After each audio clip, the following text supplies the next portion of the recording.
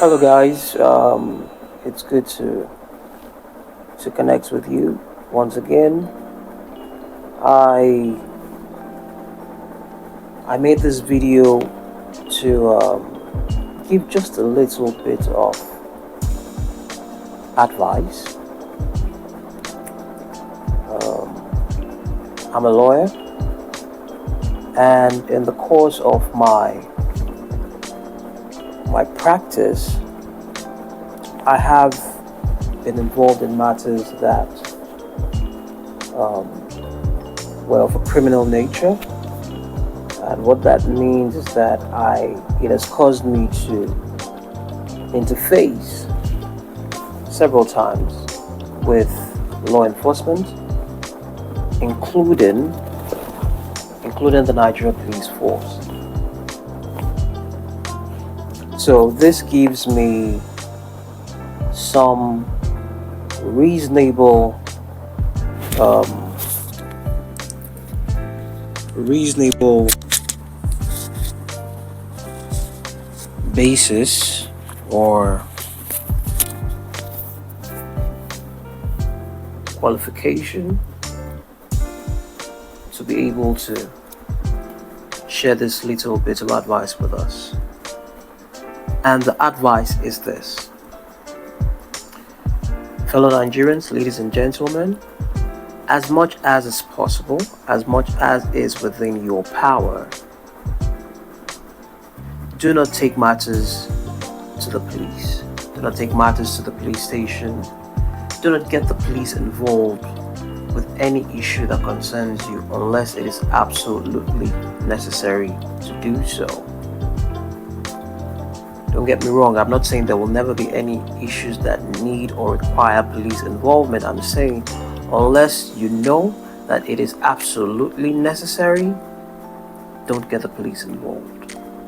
And there are a few reasons why I say this. Number one, I have found, and many of us who are listening will probably be able to relate to this. I have found that taking a matter to the police usually ends up in most people having to part with money, having to pay monies that in some cases they really can't afford to pay. And it's on both sides. Both the person who brought a complaint, right, and the one against whom a complaint has been filed usually end up having to part with some money. It is what it is. So you go to the police station and you say you want to complain, you write a statement. Usually that's what they do. They give you a piece of paper to write a statement in most cases. And then you have to open a file. They say you have to open a file. And opening that file is not free. It's not free.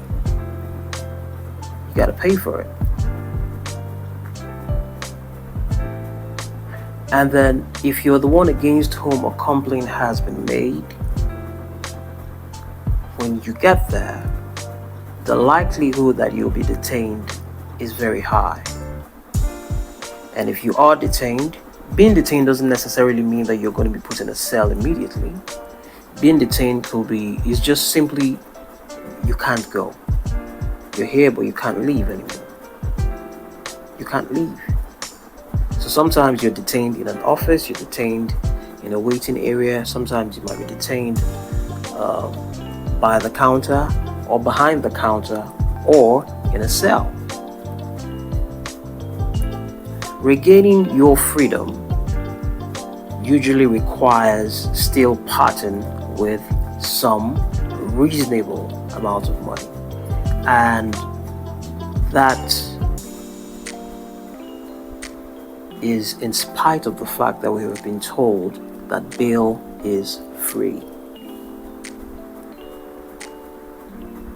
I'm not saying this to say that all men and women of the Nigerian police force are corrupt. Far from it. But this is the reality. This is the reality of, what we find now. So I'm just saying, unless it's absolutely necessary, don't get the police involved. There are people who will get the police involved because somebody's owing them money. Ordinarily, the police should have no business with such a matter. Some people will even go as far as trying to get the army involved. Okay? So, it's just advice. Another reason is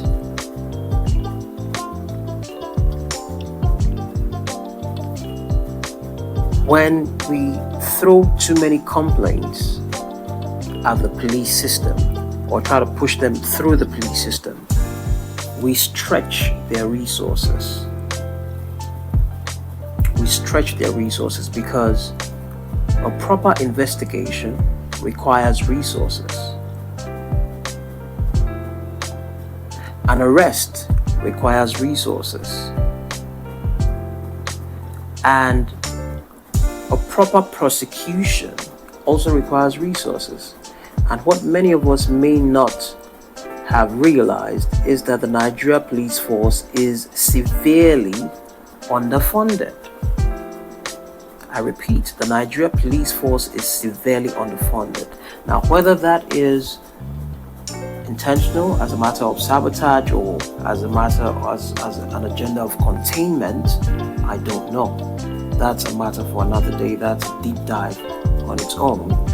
Whether it's a matter of corruption, maybe monies that will be sufficient were budgeted, but these funds are not being used, it's also a matter of a deep dive of its own. So that's that.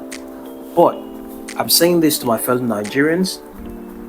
So many Nigerians are trying to make ends meet as it is. They're just struggling and trying to get by.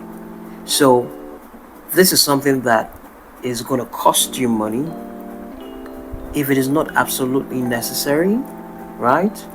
Don't go that route. Don't go that route. So it's just a bit of advice. It's not a command. It's not a directive. It's not an instruction. It's just advice. You can take it. You can choose to discard it. Or you can also choose to pass it on to somebody who may learn something from it. So all in all, thank you so much for your time. I really appreciate you stopping by and playing this video to listen to my thoughts. And I hope that I will subsequently have the time and the courage to make more legal tips that will hopefully be useful to you and to your loved ones. Thank you so much and enjoy the rest of your day.